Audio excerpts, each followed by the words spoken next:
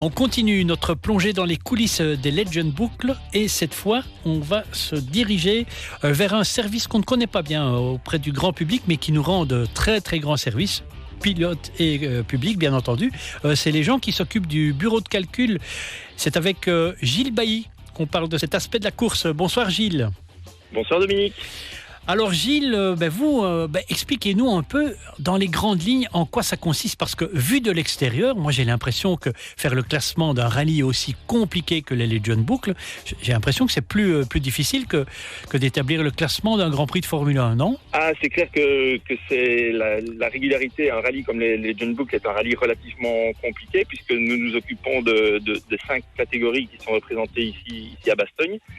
Et donc, ça veut dire que nous gérons les résultats de chaque RT, donc qu'on appelle également des spéciales, mais également tout ce qui est les classements d'étapes, les classements généraux, les heures de départ et tous les listings qui sont propres aux courses automobiles. Donc, il y a du boulot, des autorisés au départ, des abandons. Ouais. Et donc, pour les 5 catégories, donc c'est vrai que je vous le cache pas, ça fait pas mal de boulot et ça nous occupe à temps plein pour l'instant, oui. Ah, j'imagine bien, parce que ça, c'est la particularité des rallyes historiques, mais surtout à Bastogne, d'abord, il y a plusieurs catégories. On ne va pas trop entrer dans les détails, mais il y a des gens qui doivent respecter des moyennes bien précises. Il y a la catégorie Legend, dans laquelle tout le monde essaye de faire le meilleur chrono qui soit, mais avec un coefficient qui tient compte de l'âge de la voiture, c'est ça ?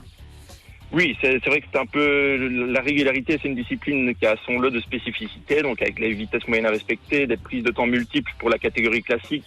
Il y a des coefficients, des jokers, donc c'est beaucoup plus alambiqué que le rallye traditionnel, rallye scratch, on va dire. Donc c'est clair que ça demande beaucoup plus de méticulosité de notre côté, et c'est ce qui fait aussi notre renommée, parce que nous sommes dans un secteur niche, donc déjà de faire des classements de rallye automobile, mais on peut même dire une niche dans la niche, vu qu'on est spécialisé en régularité. Donc c'est vraiment ce qu'on fait depuis 25 ans, et on s'est vraiment focalisé là-dessus, et c'est ce qui fait qu'on est là aujourd'hui sur le plus grand rallye belge, et on est fiers de le dire, donc on le dit haut et fort, sur le plus gros rallye en Belgique, et on remercie Pierre pour sa confiance, et qui fait qu'on est aussi sur des rallyes un peu partout dans le monde qui ont choisi de surfer sur la vague régularité. Donc on parle du Tour Auto, du Dakar Classique, de Ypres, du Neige et Glace. C'est toutes des épreuves sur lesquelles on met notre expertise de la régularité au service des organisateurs. Alors on est fiers de le dire, hein, vous êtes une entreprise de chez nous, wallonne je pense. Hein. Tout à fait, oui, nous sommes en province de Liège, tout à fait.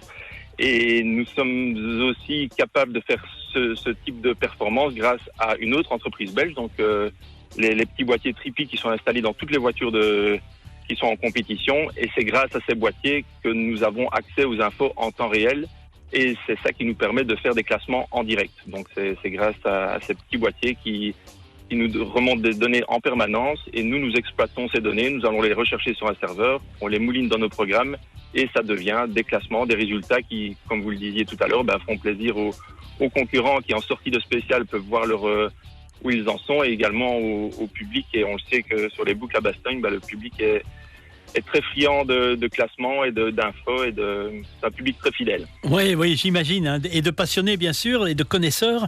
Et justement, c'est bien de le noter, évidemment, maintenant grâce à la technique, hein, vous l'avez dit, grâce à ce petit boîtier et tout, vous n'êtes pas non plus une armée, vous n'êtes pas 120 à s'occuper de ça. Vous êtes combien par exemple à Bastogne ce week-end ? Donc concrètement ici sur place, nous sommes 4. Donc on occupe un bureau qui est juste en face de la direction de course, avec laquelle on travaille évidemment main dans la main. Et donc on a une collaboratrice qui gère les catégories classiques. On a un collaborateur qui lui gère les Legend, Challenger et Youngtimer.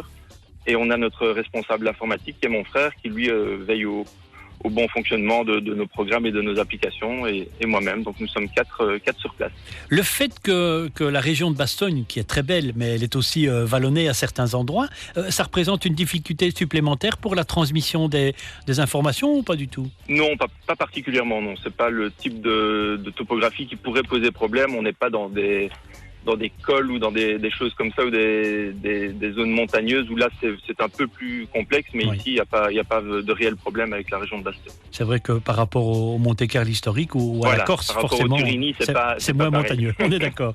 Bien. Exactement. Est-ce que vous avez aussi des rêves ? Vous rêvez, je sais pas moi, de vous retrouver à faire le classement d'une épreuve mythique qui n'est pas encore à votre je, actif? je pense que voilà, mon papa, donc José Bailly, donc d'où vient le mot JB, donc JBTM Concept a démarré ça en 96 en faisant un rallye à Verviers. Et voilà, en 2021, on se retrouve à faire le Dakar classique